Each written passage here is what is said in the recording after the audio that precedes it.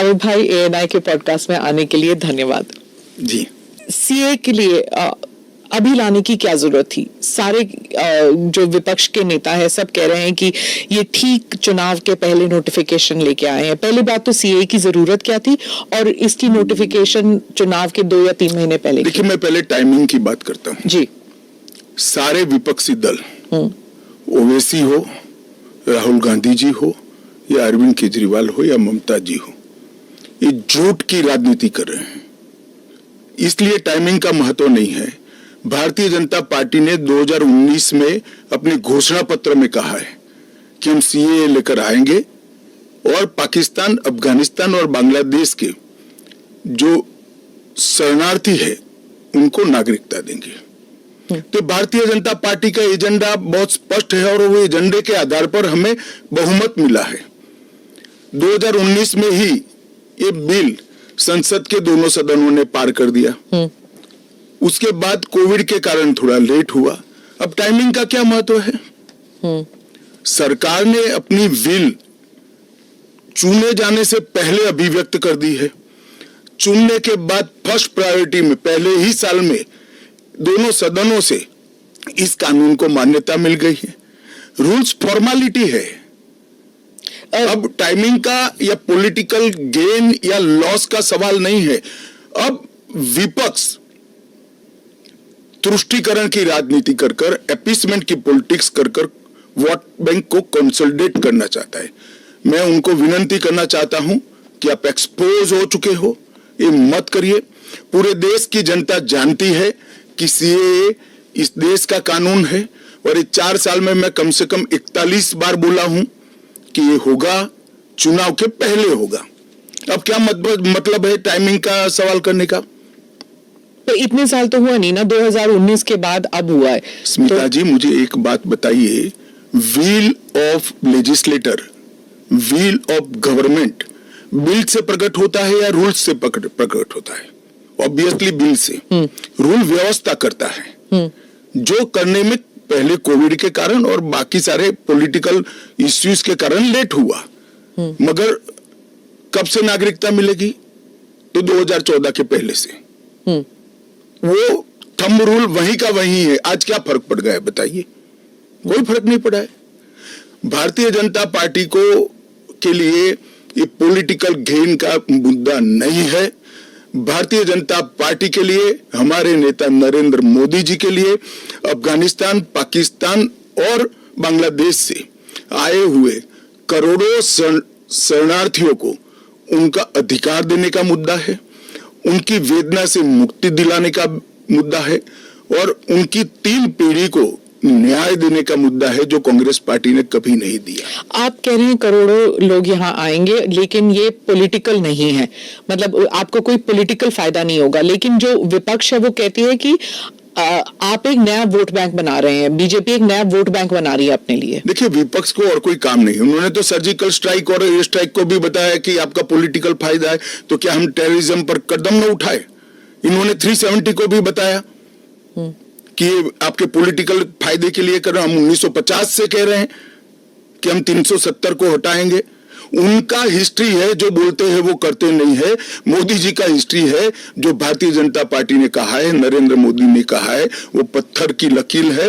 मोदी की हर गारंटी पूरी होनी है। 2019 में आपने ANI को इंटरव्यू में कहा था कि जो हिंसा हुई थी उस वक्त, सीए के कारण जो हिंसा हुई थी उस वक्त आपने कहा था एक डिसइंफॉर्मेशन कैंपेन है और वो आप दूर नहीं कर पाए उस डिसइंफॉर्मेशन को, मिस इन्फॉर्मेशन, डिसइंफॉर्मेशन जो भी।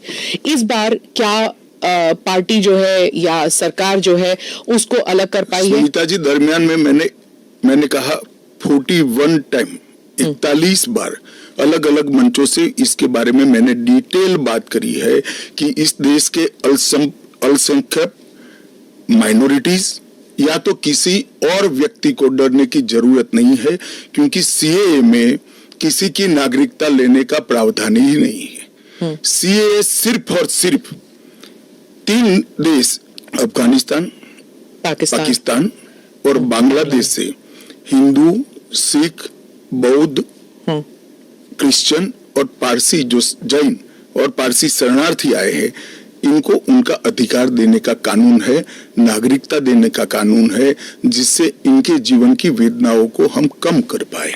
मैं बाकी रिलीजन्स के बारे में बाद में आती हूँ, पहले मुसलमान समुदाय के बारे में बात करते हैं, क्योंकि चाहे ओवैसी साहब हों, चाहे ममता बनर्जी हो, और फिर बहुत से विदेशी मीडिया जो है वो भी कह रही है it's an anti Muslim law, because आप मुसलमानों को नहीं शामिल कर रहे हैं, तो वो क्राइटेरिया ही है कि मुसलमान नहीं होने चाहिए। ऐसा नहीं है, आप इस लॉ को आइसोलेशन में नहीं दे सकती। इस देश का एक इतिहास है, 15 अगस्त 1947 को देश का विभाजन हो गया, देश 3 हिस्सों में बंट गया, वो बैकग्राउंड है। भारतीय जनसंघ, भारतीय जनता पार्टी हमेशा विभाजन का विरोध किया, हम कभी सहमत नहीं थे। इस देश का विभाजन धर्म के आधार पर होना ही नहीं चाहिए था, मगर उस वक्त किया गया। जब धर्म के आधार पर आप विभाजन करते हो और वहां जो अल्पसंख्यक है उन लोगों पर ढेर सारे अत्याचार हो, धर्म परिवर्तन कराया जाए, इनकी महिलाओं को अपमानित किया जाए, वो माँ बहन बेटी के लिए वो शरण में आए भारत की, तो क्या उसको यहाँ नागरिकता का अधिकार नहीं है? और स्वयं कांग्रेस के नेताओं ने आजादी के वक्त सैकड़ों भाषणों में कहा है कि अभी मारकाट चल रही है, अभी जहां है वहां रह जाइए, बाद में जब कभी भी भारत में आएंगे आपका स्वागत है। परंतु बाद में इलेक्टोरल पॉलिटिक्स चालू हुई, वोट बैंक की राजनीति चालू हुई, अपीसमेंट के कारण वो वादा कांग्रेस पार्टी ने कभी पूरा नहीं किया जो आज नरेंद्र मोदी पूरा कर रहे हैं। सर, जो बाकी समुदाय, बाकी जो रिलीजन्स हैं, चाहे हिंदूज हैं, जैन हैं, बुद्ध हैं, सिख हैं, उन सबको तो मैं मानती हूँ, ठीक है, they were religions born in India. पर पारसी और अगर आप पारसी और ईसाइयों को ला सकते हैं, वो जो रिलीजन्स है they were not born in India, तो अगर आप पारसी और ईसाइयों को ला सकते हैं तो मुसलमानों को क्यों नहीं? देखिए, मुस्लिम आबादी के लिए ही वो हिस्सा भारत का भाग नहीं है, वो भूमि इसीलिए दे दी गई थी। फिर तो हर देश से अव्यवस्था से जो आना चाहिए, इसके लिए भारत के दरवाजे खोल लो। भारत कहां बचता है? अखंड भारत के जो लोग हिस्सा थे और जिन पर धार्मिक प्रताड़ना हुई है, उसको शरण देना मैं मानता हूं हमारी नैतिक जिम्मेदारी है और हमारी कॉन्स्टिट्यूशनल रिस्पॉन्सिबिलिटी। और स्मिता जी, आप आंकड़े की गहराई में जाइए। जब विभाजन हुआ तब पाकिस्तान में 23% हिंदू थे, हिंदू और सिख थे। आज 3.7% बच गए। कहां गए सारे? इतने सारे तो यहाँ आए नहीं। धर्म परिवर्तन हुआ, अपमानित किया गया, दोयम दर्जे के नागरिक के नाते इनको रखा गया। कहां जाएंगे ये लोग? क्या देश इसका विचार नहीं करेगा? देश की पार्लियामेंट इसका विचार नहीं करेगी? देश की पॉलिटिकल पार्टियों ने इनका विचार नहीं करना चाहिए? इसमें अहमदी, मैं बांग्लादेश की बात करता हूं जी। 1951 में हिंदुओं का प्रतिशत 22% था। मैं 51 की बात कर रहा हूं, बांग्लादेश की 51 के आंकड़े ऊपर हमारे पास है। 2011 की जनगणना में वो 10% रह गए। कहां गए वो लोग? अफगानिस्तान 1992 के पूर्व, 92 के आंकड़े मेरे पास लगभग 2 लाख सिख और हिंदू थे और आज करीब 500 बच गए। क्या इन लोगों को अपनी बिलीफ से जीने का अधिकार नहीं है? वो जब भारत एक था तब हमारे ही थे, हमारे ही भाई है, हमारी ही बहन है, हमारी ही माता है। अगर यही थियोरी को आप अपना लो तो पार्टीशन के बाद इतने सारे शरणार्थियों को क्यों लिया?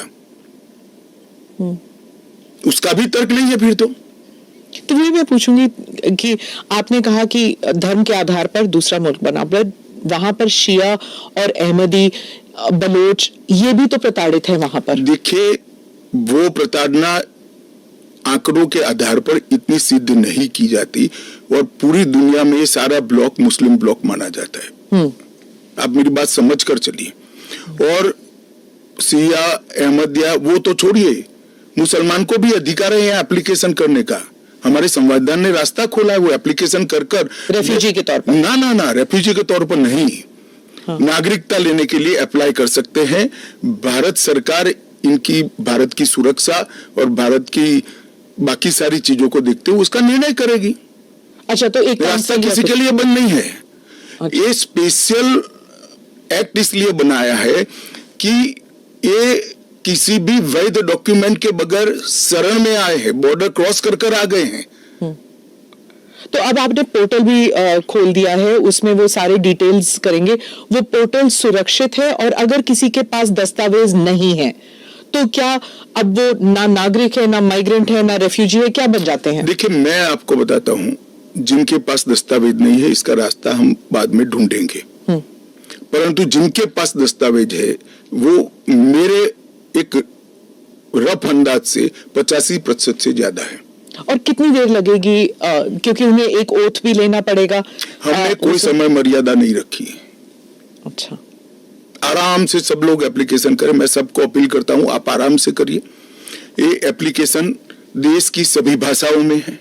आपकी भाषा में आप डाउनलोड कर सकते हो, एप्लीकेशन कर सकते हो, और आपकी समय की अनुकूलता से भारत सरकार आपको इंटरव्यू के लिए बुलाएगी और डॉक्यूमेंट की ऑडिट के लिए बुलाएगी। और वो फेस टू फेस इंटरव्यू होगा या फिर? या फेस टू फेस होगा। Face to face. Original document लेकर आना पड़ेगा। और अगर वो सेकंड जनरेशन रेफ्यूजीज है, मतलब अगर उनके बच्चे हो गए हिंदुस्तान में, 15 अगस्त 1947 से लेकर 31 दिसंबर 2014 तक जो भी आए हैं वो और उनके बच्चों का भारत में स्वागत है। ठीक, मैं आपके आलोचक के जो कमेंट्स हैं उनको पढ़ती हूँ, और आप बताइए। जो दिल्ली के चीफ मिनिस्टर हैं वो कहते हैं, वो सवाल उठा रहे हैं। उन्होंने कहा कि ये जो अंधाधुंध लोग आएंगे, बीजेपी उन्हें नागरिकता देगी, उससे थेफ्ट, रॉबरीज, रेप बढ़ जाएगा। दिल्ली के मुख्यमंत्री अपने भ्रष्टाचार के उजागर होने से अपना आपा खो बैठे हैं। उनको मालूम नहीं है कि सारे लोग आ चुके हैं, आज भारत में ही रह रहे हैं। सिर्फ इनको अधिकार नहीं मिला है, वो अधिकार देने की बात है। 2014 तक जो आ गए इनको नागरिकता देनी है, और इतनी ही चिंता है तो वो क्यों बांग्लादेशी घुसपैठियों की बात नहीं करते हैं, रोहिंग्यास का विरोध क्यों नहीं करते हैं? क्योंकि वो वोट बैंक की पॉलिटिक्स कर रहे हैं। दिल्ली के चुनाव उनके लिए लोहे के चने चबाने जैसे हैं, इसलिए वोट बैंक की पॉलिटिक्स कर रहे हैं। नौकरी का कहां सवाल है, वो ऑलरेडी यहां है। और बांग्लादेशी नौकरी का अधिकार नहीं मार रहे हैं क्या? रोहिंग्यास नहीं मार रहे हैं? इनके लिए तो आप कभी नहीं बोले भाई। सिर्फ जो हिंदू शरणार्थी आए हैं, जो बौद्ध शरणार्थी आए, जो जैन, पारसी और क्रिश्चियन शरणार्थी, इसी का विरोध कर रहे हैं। वो यही कह रहे हैं कि आप अपने नागरिकों को नौकरी नहीं दे पा रहे हैं, और इनको आप स्मिता जी वो पार्टीशन के बैकग्राउंड को भूल गई हैं। शायद उनको जो निराश्रित आए थे, जो रेफ्यूजीज आए थे, इनके परिवार के साथ एक चाय पीनी चाहिए। अरबों खरबों रुपए की संपत्ति छोड़कर रेफ्यूजी बनकर यहां आए थे, दिल्ली के बाजार में सब्जियों की दुकान लगाई थी। मोदी जी ने विभाजन की विभीषिका का दिन मनाकर उसको हिस्ट्री का हिस्सा बनाया है। इन लोगों के मन में संवेदना नहीं है, वो समझते नहीं है वहां धर्म के आधार पर इनके परिवार की महिलाओं का गौरव छीना जाए, अपमानित किया जाए, क्या करेंगे वो? इनकी वेदना हम भी नहीं सही सुनेंगे। 50 में आ गए, 60 में आ गए, 70 में आ गए, 80 में आ गए, आज भी नागरिकता नहीं है। बच्चों को अस्पताल में दाखला नहीं मिलता है, ढंग की नौकरी नहीं मिलती है, छुट भैया नौकरी करते हैं, अपने नाम से प्रॉपर्टी नहीं ले सकते हैं, मतदान नहीं कर सकते हैं। क्यों? क्या गुनाह है उनका? विभाजन का फैसला उन्होंने नहीं किया था, कांग्रेस पार्टी ने किया था, और उस वक्त सब ने कहा था कि जो आएंगे उसको हम नागरिकता देंगे। अब अपने वादे से मुकर जाना मैं मानता हूं कि हमें तो कम से कम मंजूर नहीं है। इनकी संवेदनाओं को भारतीय जनता पार्टी भी महसूस करती है, इस देश के प्रधानमंत्री भी महसूस करते हैं, और हम मानते हैं कि इनकी ये 75 साल की वेदनाओं का अंत कभी न कभी आना चाहिए, और ये चुनाव के पहले आ जाए वो ठीक है। ममता बनर्जी पे आती हूँ। चीफ मिनिस्टर ने कहा है कि बीजेपी जो है ये हिंदू मुसलमान का खेल कर रहे हैं, और उन्होंने ऑडियंस को कहा कि आपकी प्रॉपर्टियां छिन जाएंगी, आपके बच्चों का एजुकेशन खत्म हो जाएगा, आपको डिटेंशन कैंप में भेज दिया जाएगा, और डिटेंशन कैंप ऑलरेडी हैं, तो ये सीए के जरिए 15 से लेके 20 लाख लोगों की सिटीजनशिप छीन ली जाएगी। देखिए, मैं ममता जी को करबद्ध निवेदन आपके इस कार्यक्रम के माध्यम से करना चाहता हूं।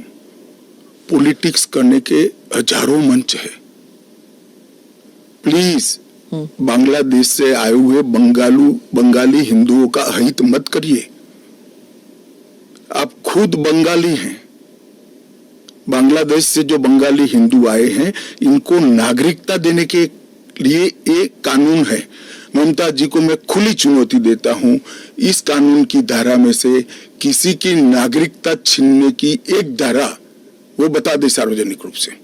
वो खौफ पैदा कर रही है, हिंदू और मुसलमानों के बीच में विखवाद कराना चाहती है, अपनी वोट बैंक का कंसोलिडेशन करना चाहती है। ममता जी, इसको मत रोकिए। करने जैसा काम है, घुसपैठ रोकिए। नहीं रोक रही है वो नहीं कर रही, आप हमें कोऑपरेट नहीं कर रही।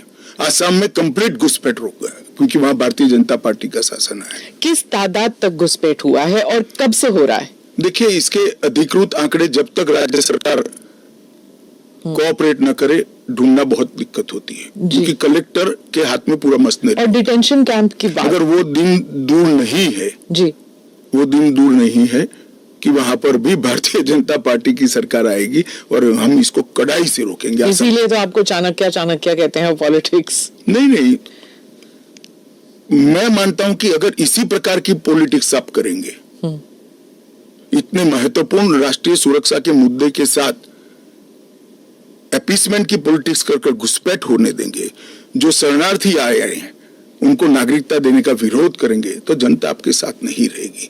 ममता जी को शरणार्थी और घुसपैठिए दो शब्द के बीच का अंतर ही मालूम नहीं है या जान के नहीं कर रही? अब मैं तो जो बोलती है वो सच मानता हूं, इसलिए कह रहा हूं मालूम नहीं है। डिटेंशन कैंप के बारे में बताइए, इसके बारे में बहुत गलतफहमी आ रही है। ऐसा है, आप स्मिता जी इतनी जागरूक पत्रकार है, देश की जानी मानी पत्रकार है, आप भी स्वयं एक बार सीएए को पढ़ लेती, इसके रूल्स को पढ़ लेती, तो मालूम पड़ता इसमें डिटेंशन कोई कैंप की प्रोविजन ही नहीं।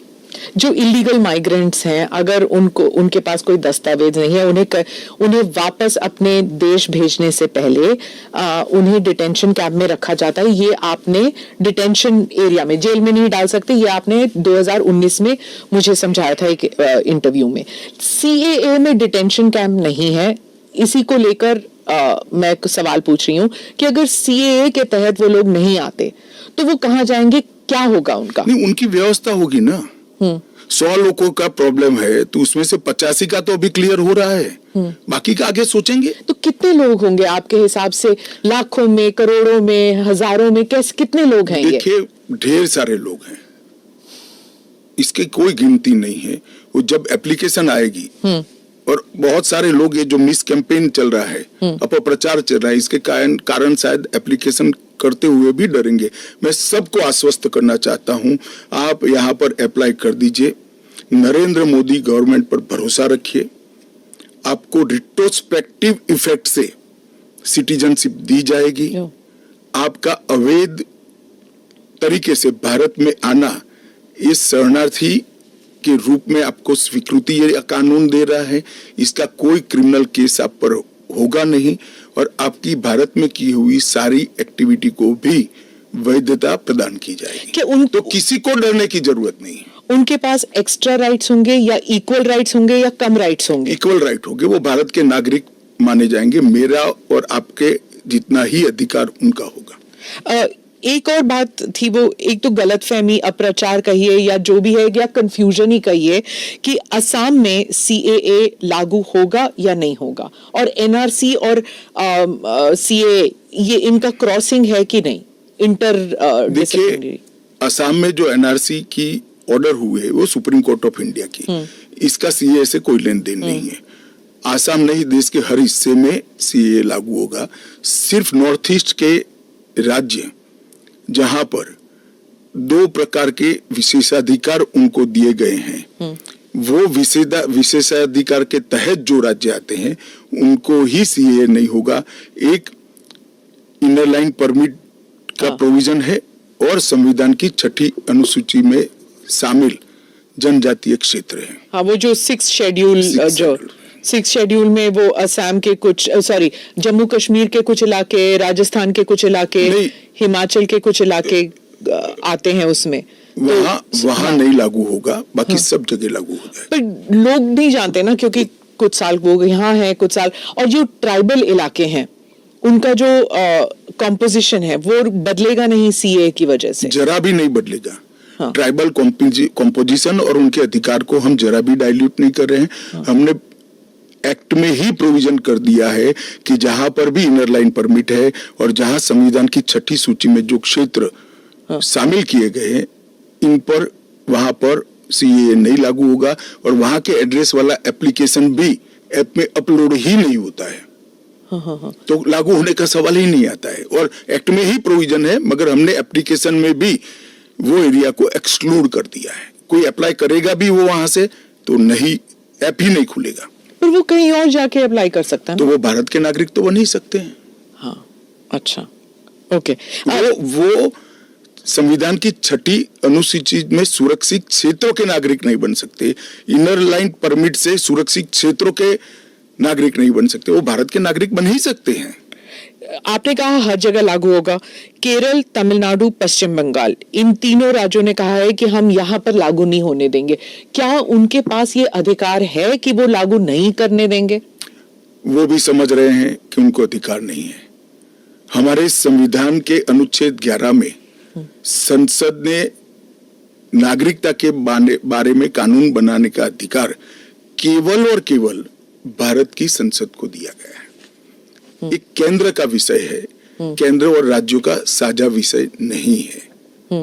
तो नागरिकता के बारे में कानून और कानून का इम्प्लीमेंटेशन, वो दोनों हमारे संविधान की 246/1 अनुच्छेद के माध्यम से इसको शेड्यूल 7 में डाला गया है, जो केंद्र की इसकी तमाम शक्तियां केंद्र को दी गई है। पर जैसे वेरिफिकेशन वगैरह है, पूरा जो ग्राउंड पे तो चेकिंग होगी ना, वो सब तो स्टेट गवर्नमेंट ही करेंगे। क्या वेरीफाई करना है? सिर्फ पोर्टल के थ्रू? वो तो इंटरव्यू में लेकर आएंगे कि मैं बांग्लादेश से आया हूँ, देखिए मेरा पुराना डॉक्यूमेंट है। और वो राज्य में नहीं होगा इंटरव्यू? इंटरव्यू राज्य में भी हो सकता है, भारत सरकार करेगी। तो कोऑपरेशन की जरूरत नहीं है, क्योंकि ये करना ही होगा। मैं मानता हूं चुनाव के बाद सब कोऑपरेट करेंगे। ये पॉलिटिक्स के लिए गलत प्रचार कर रहे हैं, अपीसमेंट की पॉलिटिक्स। और क्या यहाँ मतलब बांग्लादेश, अफगानिस्तान, पाकिस्तान के जो शरणार्थी हैं, क्या वो तमिलनाडु में गए हैं? वहां पर मतलब स्टालिन इसको इतना बड़ा, मैं कोई पॉसिबिलिटी छोड़ना नहीं चाहता। हाँ। एक भी है तो उसको नागरिकता देंगे। जी। जयराम रमेश, कांग्रेस के नेता, ने कहा है कि ये अनकॉन्स्टिट्यूशनल है। शशि थरूर कहते हैं कि अगर कांग्रेस जीत जाती है इलेक्शन या इंडिया अलायंस जीत जाती है तो ये सीए को रिपील कर दिया जाएगा। क्या कहेंगे आप? देखिए, उनको भी मालूम है कि इंडिया अलायंस सत्ता में नहीं आना है। मैं आज आपके चैनल पर कहना चाहता हूं, सीए के कानून को भारतीय जनता पार्टी की सरकार लाई है, नरेंद्र मोदी सरकार लाई है। इसको रिपील करना असंभव है। हम पूरे देश को जागरूक करेंगे और रिपील करने वालों को कहीं पर स्थान ही न मिले, इस स्थिति होगी। और जहां तक असंवैधानिक होने का सवाल है, वो आर्टिकल अनुच्छेद 14 का हवाला देते हैं। वो भूल जाते हैं कि अनुच्छेद 14 में 2 अपवाद रखे हुए हैं। एक रीजनेबल क्लासिफिकेशन का अपवाद है और दूसरा कानून के उद्देश्यों के साथ लॉजिकल संबंध होना चाहिए। तो वो आर्टिकल 14 का वायोलेशन नहीं करता है। इसमें रीजनेबल क्लासिफिकेशन बहुत स्पष्ट है कि जिन लोगों पर भारत के पुराने हिस्सों में आज वो विभाजन के कारण देश से कटे हैं, अफगानिस्तान, पाकिस्तान और बांग्लादेश में, जिन लोगों पर धार्मिक प्रताड़ना होने के कारण जो भारत की शरण में आए हैं, उसके लिए एक कानून है। तो रीजनेबल क्लासिफिकेशन बहुत स्पष्ट है और इसलिए ये पूरी तरह से संवैधानिक कानून है। एक और क्रिटिसिज्म है, महबूबा मुफ्ती कहती हैं कि ये सुप्रीम कोर्ट में जो है उसकी सुनवाई अभी बाकी है, तो इतनी जल्दबाजी क्यों? देखिए, हर कानून को कोई सुप्रीम कोर्ट में स्टे करेगा तो कानून का इम्प्लीमेंटेशन नहीं होगा। सुप्रीम कोर्ट के सामने न्याय मांगने के लिए जाना और सुप्रीम कोर्ट ने स्टे देना दो अलग बात है। इस कानून पर सुप्रीम कोर्ट का कोई स्टे नहीं है। 4 साल से लोग गए हैं, अभी लंबित है, मगर सुप्रीम कोर्ट ने इसके इम्प्लीमेंटेशन पर कुछ स्टे नहीं दिया है। मैं महबूबा जी को पूछना चाहता हूं, 370 पर 1951 में ही सुप्रीम कोर्ट में अर्जी हो गई थी, फिर क्यों इतने समय तक आप एंजॉय किए भाई? आप बताएंगे देश की जनता को? जब आपके पक्ष की बात होती है तब नैतिकता के पैरामीटर्स बदल जाते हैं। ऐसे नहीं होता है। देश का एक संविधान है, परंपराएं हैं, अदालतों की परिपाटी है, इसके हिसाब से देश चलता है। वो संविधान के बारे में बात करें तो यूबीटी जो ग्रुप है शिवसेना की, वो कहते हैं कि आपकी विफलताओं को छुपाने के लिए मेरा उद्धव जी से रिक्वेस्ट है कि कानून चाहिए या न चाहिए वो स्पष्ट करो पहले। क्या उद्धव जी बोल सकते हैं कि कानून नहीं आना चाहिए? मैं आज उनका आह्वान करता हूं, देश की जनता के सामने, महाराष्ट्र की जनता के सामने स्पष्ट करें कि सीएए नहीं होना चाहिए। हिंदू शरणार्थियों को, बौद्ध शरणार्थियों को, जैन, बौद्ध और क्रिश्चियन शरणार्थियों को नागरिकता नहीं मिलनी चाहिए। एक बार उद्धव जी स्पष्ट करे जरा। आपका इशारा बात आई वॉश आप कर रहे हो, टाइमिंग का सवाल दिख रहा, तत्वों का क्यों चर्चा नहीं करते हो? आपका इशारा बाल ठाकरे की तरफ। नहीं, मेरा तो उनकी ओर है। बाल ठाकरे साहब तो अब रहे नहीं, वो स्पष्ट करे, क्योंकि वो पहले बोलते थे जो नहीं, पार्लियामेंट में भी बोले हैं। अब उनको अल्पसंख्यकों के वोट चाहिए। एपीसमेंट की पॉलिटिक्स इसलिए आज उद्धव ठाकरे कर रहे हैं, हम नहीं कर रहे। हमारा डे 1 से स्पष्ट स्टैंड है कि भारत के कटे हुए हिस्से से जो शरणार्थी आए हैं, ये 3 देशों से धार्मिक प्रताड़ना के कारण आए हैं। वहां के जो अल्पसंख्यक आए हैं उनको इस देश को नागरिकता देनी चाहिए। ओवैसी साहब पे आ जाती हूँ, जो आपके हमेशा ही स्पीक्स अगेंस्ट यू, तो उनके बारे में वो खुलकर ही कह रहे हैं कि ये एंटी मुस्लिम है।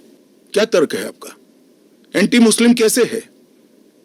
कि आप सिर्फ मुसलमानों को एक उसको आपने क्राइटेरिया बना दिया, ये मैं वो कह रहे हैं। क्राइटेरिया ये बना है कि जिस पर धार्मिक प्रताड़ना होती है इसको देंगे, और अगर वो मुसलमान, और भारत के पुराने हिस्से से मुसलमानों पर इसलिए धार्मिक प्रताड़ना नहीं हो सकती कि तीनों देश घोषित इस्लामी स्टेट है। कौन करेगा धार्मिक प्रताड़ना? कौन करेगा इस्लाम के अनुयायियों के साथ? ये तीनों देश घोषित इस्लामिक स्टेट इनके नाम के अंदर है, इनके संविधान में है। पर मैं फिर से वही पूछूंगी कि अगर आप ईसाइयों को दे सकते हैं, अगर आप पारसीज को दे सकते हैं जो इस्लामिक नहीं है, और अगर उन पर हो रहा है, तो आप why can't you give it मुसलमानों को क्यों नहीं? देखिए, ऐसे तो फिर दुनिया भर से देश में जो आए सबको नागरिकता दे। तो अमेरिका तो करता है ना, सबको ले हम भी करते हैं, अप्लाई करे वो घुस कर नहीं आ सकते। उनको ऑफिशियल एयरपोर्ट से, ऑफिशियल पोर्ट से, ऑफिशियल लैंड पोर्ट से आने की परमिशन ही नहीं है, इसलिए बेचारे घुस कर आते हैं, शरण में आते हैं।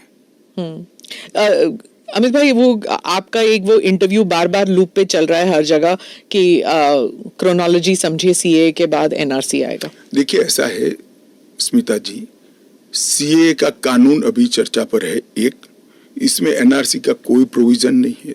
2, इसमें किसी की नागरिकता छीनने का कोई प्रोविजन नहीं है। 3, अगर विपक्ष को ये चाहिए कि उनसे चर्चा हो तो कोई भी कानून करने से पहले और बाद में संसद में चर्चा होती ही है। तो दोनों को मिक्सअप कर आप क्या लेना चाहते हो? अभी सिर्फ सीए चर्चा में है। जैसे सीए को इतना वक्त लगा, जिस तरह फार्म लॉज को रोल बैक किया गया क्योंकि सच अ लॉट ऑफ बैकलैश, तो क्या अगर इंटरनेशनल प्रेस में आने लगे और अगर यहाँ पर सड़कों पर लोग उतर आए, तो क्या ये भी वापस ले लिया जाएगा? देखिए, सीए का कानून कभी वापस नहीं जाएगा, और भारत की नागरिकता सुनिश्चित करना ये भारत का विषय है, भारत की संप्रभुता का निर्णय है, इसके साथ हम कोई कॉम्प्रोमाइज नहीं कर सकते। जब हम ट्राइबल एरियाज की बात करते हैं, अभी आपने कहा कि जो 6 शेड्यूल और जो काउंसिल्स, ट्राइबल काउंसिल्स का एरिया था, वहां पर ये ऑटोनोमस काउंसिल्स जहां पर हैं वहां पर नहीं होगा, लागू नहीं होगा। इन एरियाज में जो है डेवलपमेंट होता नहीं है क्योंकि इतने सारे लेवल्स ऑफ गवर्नेंस होते हैं वहां पर। आप 2 दशक पहले की बात कर रही हैं। हाँ। आज वहां जाकर आइए, मोदी जी ने पूरे नॉर्थ ईस्ट में एयरपोर्ट वगैरह, हाँ, एयरपोर्ट बना दिए, रेल पहुंचने को आ गई, रोड बना दिए, हर घर में बिजली पहुंच गई, शौचालय पहुंच गया, हर घर में स्वास्थ्य की सुविधाएं पहुंच गई, गैस का सिलेंडर पहुंच गया, शिक्षा की भी उच्चतम शिक्षा संस्थान आज नॉर्थ ईस्ट में एस्टैब्लिश हुए हैं। जो पोर्टल से जब इनको नागरिकता मिलेगी, इससे उनको क्या क्या सुविधाएं मिलेगी? क्या आम नागरिक की तरह, या फिर जैसे उनको ये दिखाना पड़ेगा कि हाँ सीएए के तहत हमको नागरिकता मिली है? क्या ये अलग आइडेंटिटी? ना ना ना ना ना, वो भारत के आम नागरिक की तरह ही भारत के नागरिकों की सूची में सम्मान के साथ समाहित हो जाएंगे और उनको मेरे और आपके जितना ही अधिकार होगा।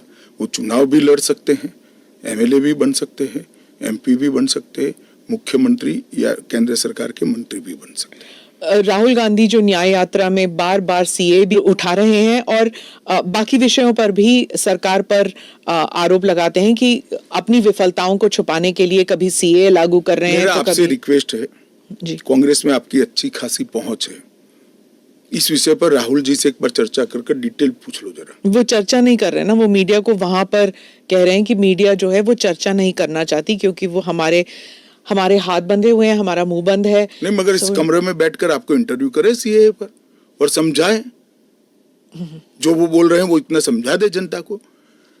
राजनीति के अंदर आपके निर्णय को जस्टिफाई करने की जिम्मेदारी आपकी होती है। जैसे मेरी सरकार का फैसला ऐसी है, इसके बारे में मेरी पार्टी के तर्क, मेरी गवर्नमेंट के तर्क और क्यों ये देश के हित में है मुझे समझाना पड़ता है। जरा राहुल गांधी जी आपके इसी कमरे में आकर देश को समझा दे कि क्यों विरोध में है। आप कहते हैं कि ये राजनीतिक नहीं है, लेकिन आपके जो राजनीतिक स्पीचेस हैं तेलंगाना में, आपने कहा जब आप अपने वायदे गिनते हैं कि ये वायदे हमने पूरे किए, तो सीए भी उसमें है, तो इसमें राजनीतिक कहाँ से हो गया? तो फिर आपके तो हमारा एक वादा था कि देश के अर्थतंत्र को सुधारेंगे, तो क्या अर्थतंत्र मत सुधारो, पॉलिटिक्स कर रहे हो। फिर राजनीतिक कहाँ से हो गया? हम मानते हैं सीए देश के हित में है, इनका अधिकार है इसलिए हमने दिया है। पॉलिटिक्स कहाँ से? वो भी कहना देना चाहिए। अगर राजनीतिक फायदा है तो उनको कौन रोक रहा है? पर सीए पे तो बहस हुआ नहीं ना, वो बात पास हो गया, उसके बाद पास कैसे हो गया? पार्लियामेंट में पूरी बहस करी हमने। तो अगर 400 सीट आते तो क्या वो फुल लाइसेंस हो जाता है कि आपके हिसाब से कि जनता ने कहा कि हमने आपको 400 सीट दी है, अब आप जो भी देश हित में समझे वो करते जाइए। ऐसे लाइसेंस जिन्होंने उपयोग करे, हमने तो कभी नहीं करे। हमने तो जनता ने जब जब आशीर्वाद दिया बड़ी जिम्मेदारी के साथ देश चलाया, चाहे अटल जी हो चाहे नरेंद्र भाई हो। इंदिरा गांधी ने एक बार लाइसेंस का दुरुपयोग किया था और फिर स्वयं चुनाव हार गई थी। तो इसका भी मैकेनिज्म पड़ा है ना। जो लाइसेंस का दुरुपयोग करेगा उसका भी मैकेनिज्म है। हमारे 5 साल के बाद पब्लिक के सामने जाना है, यहां समाप्त नहीं हो जाता है। ये आप कह रहे हैं, लेकिन जैसे फॉरेन मीडिया को अगर आप देखें, वो कह रहे हैं कि एक के बाद एक जो आपने किया है, चाहे ट्रिपल तलाक हो, 370 हो, सीएए हो। एक सेकंड, फॉरेन मीडिया को पूछे उनके देश में ट्रिपल तलाक है क्या? नहीं है। उनके देश में मुस्लिम पर्सनल लॉ है क्या? उनके देश में एक भी स्टेट में 370 जैसा प्रोविजन है क्या? फिर हमारे में हिंदू लॉ भी तो है, सक्सेशन लॉ है। इसका नाम हिंदू लॉ है, वो देश का नागरिक कानून ही है। फिर मैं उसी सवाल पे आती हूँ, चाहे सीए हो, यूसीसी हो, या यूसीसी नहीं, सीए हो, या फिर 370 हो, ट्रिपल तलाक हो, ये सब आपकी मेजॉरिटी की वजह से ये सब स्मूथली हो गया। अगर आप 400 लेकर आते हैं तो फिर तो कुछ और ही हो सकता है, इन द सेंस कि प्रियम्बल तक आप बदल सकते हैं, सोशलिज्म हटा देंगे, सेक्युलरिज्म हटा देंगे। संविधान की रचना करते वक्त ये सारी चीजें बहुत सोच समझकर बनाई गई हैं। तो मुझे बताइए कि जब जवाहरलाल नेहरू जी की पूर्ण बहुमत होती थी, इंदिरा जी की होती थी, राजीव गांधी को 400 सीट मिल गई, तो उस वक्त सब उचित था? नहीं था ना, इसीलिए तो उन्हें हटा दिया गया। तो हम भी नहीं करेंगे, उचित नहीं करेंगे, हम संयम नहीं रखेंगे, सेल्फ डिसिप्लिन नहीं रखेंगे, तो हमें भी बदल देंगे। ये तो कोई तर्क नहीं हुआ। देखिए, नरेंद्र मोदी के पास, इस देश के प्रधानमंत्री के पास 10 साल का ए ग्रेड पास्ट रिकॉर्ड है और 25 साल का प्लानिंग है। 25 और साल 25 साल का Total. प्लानिंग उन्होंने बनाया है कि 15 अगस्त 2047 को भारत पूर्ण विकसित भारत होगा। और उन्होंने पहली बार सरकार की मदद से नहीं, देश के 130 करोड़ लोगों को आह्वान लेकर संकल्प करा है कि सभी लोग जुटे, और ये 25 साल भारत को महान बनाने के 25 साल है। और मुझे बड़ा गर्व है कि मेरे नेता के आह्वान पर पूरा देश आज इस संकल्प से संकल्पित होकर अमृत काल के लिए तैयार होकर खड़ा है। इसके साथ साथ इस देश में गुड गवर्नेंस, इस देश के अर्थतंत्र को दुनिया के प्रमुख अर्थतंत्रों में शुमार करना, दुनिया भर के टेक्नोलॉजी और R&D के लिए एक प्लेटफॉर्म बनाना, भारत को मैन्युफैक्चरिंग का हब बनाना, भारत को हर क्षेत्र में आत्मनिर्भर बनाना, इस देश की शिक्षा व्यवस्था को दुनिया के साथ और दुनिया से आगे ले जाने का प्रयास करना, ये सारी चीजें हमने करी है और ये भी हमारा एजेंडा है। मगर आप जब हमारे भाषण में से कुछ चुन लेती हो तो यही मुद्दे चुनती हो। अगर आप चुनाव जीतते हैं अगले 5 साल में एजेंडा क्या होगा? चलिए, एजेंडा हमारा घोषणा पत्र आएगा, इसमें आ जाएगा। आपका बहुत बहुत धन्यवाद। चलिए, धन्यवाद।